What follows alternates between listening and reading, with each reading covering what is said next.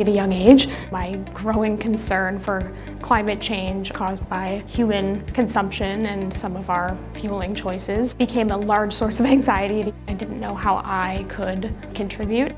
I was taking a second-year inorganic chemistry course with my now supervisor, and at the end of the course he sent out an email just saying that he had a research group. And so when I realized what this lab was doing, that it could contribute to something like an alternative resource, it sort of instantly clicked as an interest. The broad description of her project is making compounds that are really reactive. And because they're really reactive, we have to use specialized tools. Things like air can oxidize our metals quite quickly, and that rapid oxidation is what allows us to potentially use them as a fueling resource. That box is actually free of air, and so she's able to make a lot of the compounds, characterize then say something about the physical properties of these compounds.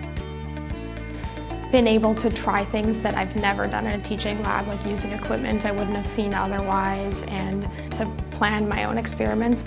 With that has also come learning things like time management, how to plan something and account for any potential error, and then successfully and safely carry out experiments that will eventually help me in grad school too, I'm sure.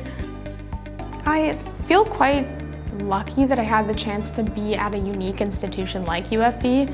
The experience that you gain doing undergraduate research is different even from what you would find at a larger university. I'm really just there to teach the process. I think, to put it briefly, without the undergrads doing the research, there wouldn't be research. Being able to be a part of UFV going forward and telling people where I used to go to school and the people that I met there is actually important to me. But it's quite a unique environment and is something that's quite exciting, and I'm very glad I got to be a part of.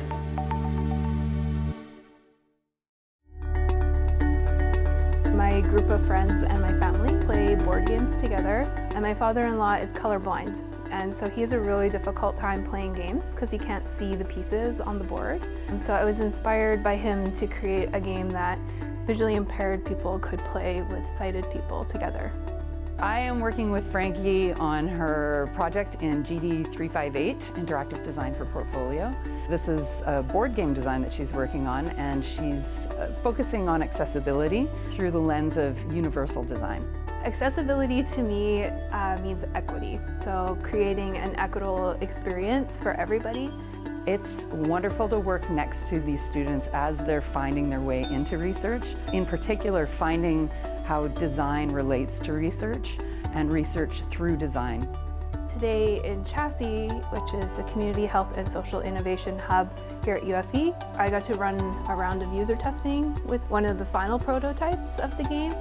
Being able to conduct my research from a human-centered point of view rather than me designing around the user is kind of the opposite, and that's kind of cool.